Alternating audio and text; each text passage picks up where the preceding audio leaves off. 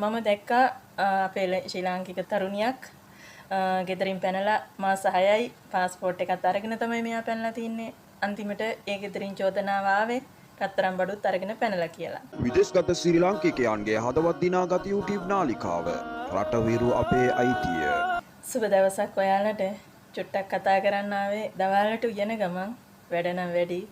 ඒත් කතා කරන්න ඕනේ මේ කියලා හිතුණු නිසා තමයි මේ චුට්ට කතා කරන්නේ.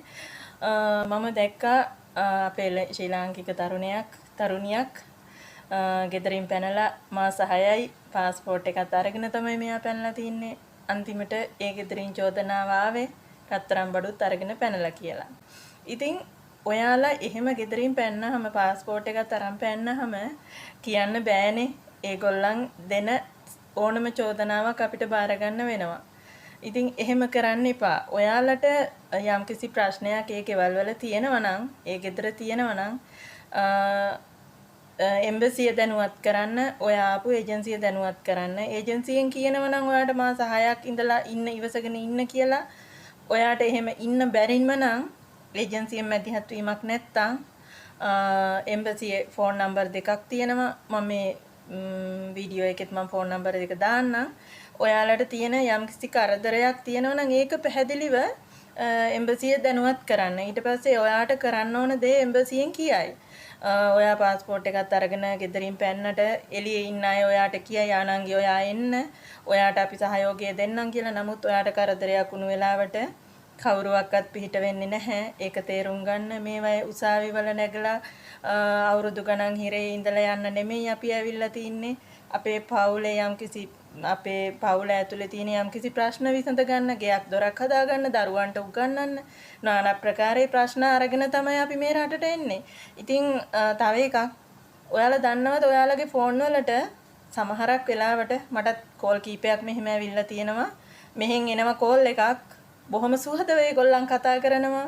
අරාබි කතා කරන්න පුළුවන් කෙනෙක් නම් ඒගොල්ලන් හරි චාටුවෙන් කියනවා. ඔයාට අරාබි හොඳට හසුරවන්න පුළුවන්. ගෙදර කොහොමද? ගෙවල් තියෙන්නේ කොහෙද? ඔයා දන්නවද අවුරුදු කීයක් රටද? নানা ප්‍රකාරයේ ප්‍රශ්න අහලා ගොඩාක් ඔයාට ලං වෙනවා ඒ අය. ලං වෙලා ඉවරලා ඔයාගේ පඩිය අහනවා. ඒ ඔක්කොම අහලා දවසක් දෙකක් කතා කරලා ඉවර වෙලා ඔයාට කියනවා මෙච්චර පඩියක් ගන්න පුළුවන් ඔයා එළියට ආවොත්. ඔයා ඉන්න දැන් ෆෝන් වලින් ලේසියම ලොකේෂන් දාන්න පුළුවන්. ඔයා ඉන්න ලොකේෂන් එක දාන්න. අපි ඇවිල්ලා ඔයා ගන්නම්. ගෙදරින් පයින් විදියත් ඒගොල්ලන් කියනවා. නමුත් ඔයා දන්නේ නැහනේ. ඔයා ගෙනහිල්ලා දාන්නේ කොහෙටද කියලා. සමහර විට ඔයා ඊට වැඩිය ගානකට විකුණනවා වෙන්න පුළුවන්. ඔය ඉන්නවටත් වැඩිය අමාරු ගෙදරකට ඔයා දානවා වෙන්න පුළුවන්. ඔයාට ඊට පස්සේ නීත්‍යානුකූලව දෙයකටවත් යන්න බෑ. මොකද ඔයා අර ගෙදරින් පැනලා තමයි ඔය ගෙදරට දාලා තියෙන්නේ. ඉතින් ඒ හින්දා ගෙවල් වලින් පනින්න එපා. ඔයාලට යම්කිසි කරදරයක් මොකක් හරි තියෙනවා නම් එක්ක එම්බසිය දැනුවත් කරන්න, නැත්නම් ඒජන්සිය දැනුවත් කරන්න. මොකද ඔයාලා නීත්‍යානුකූලව රට ඇවිල්ලා තියෙන්නේ. ඉතින් ඔයාලට නීත්‍යානුකූලව විසඳුමක් ගන්න පුළුවන්. දැන් ඉස්සර වගේ නෙමෙයි කියලා කියනවා එම්බසිය ඔයාලා ගැන හොයනවා කියනවා. ඉතින් මම ෆෝන් නම්බර් දෙක දාන්නම්. ඔයාලට යම්කිසි කරදරයක් තියෙනවා නම් අරයට මෙයාට කෝල් කර කර ඉන්නේ නැතුව එක්ක ඔයා ආපු ඒජන්සිය දැනුවත් කරන්න, නැත්නම් එම්බසිය දැනුවත් කරන්න. තවත් චූටි දෙයක් මට කියන්න ඕන. මම ඒකත් මේ වීඩියෝ එකෙම කියන්නම්. දැන් අපේ ලංකාවේ අය ලයිව් වෙනවා. ඇවිල්ලා ඉවර වෙලා ඒගොල්ලන් নানা ප්‍රකාරයේ දේවල් මේ ලයිව් එකේ කරන්නේ. ඒගොල්ලන්ට අමතක වෙනවා. ඒගොල්ලන් දිහා ලයිව් එක බලාගෙන ගොඩාක් අය ඉන්නවා කියලා. ලංකාවේ අය විතරක් නෙමෙයි මේ රටවල් වල අය මුළු ලෝකෙම අය ඒ ලයිව් එක දිහා බලාගෙන ඉන්නවා. ඉතින් මම මේ ඊයේ පෙරේද වීඩියෝ එකක් දැක්කා. ලයිව් එකක්. ඒ අම්මා උයනවා. උයන ගමන් කැරට් අලයක් අරගෙන පෙන්නනවා ලස්සනට. පිරිමින්ගේ අවයවයක් විදියට තමයි පෙන්නන්නේ. එයා ඒක රස කර කර පෙන්නනවා. කැතයි නේද? ලංකාවේ අපි කැතයිනේ. අපිට දරුවෝ ඉන්නවා. ඉතින් තව අම්මා කෙනෙක් ලයිව් එකේ යුනිෆෝම් එකේ ගලවල යට කලිසම ගලවලා පෙන්නන්න හදනවා. මොනවද මේ වෙන්නේ? කැතයිනේ.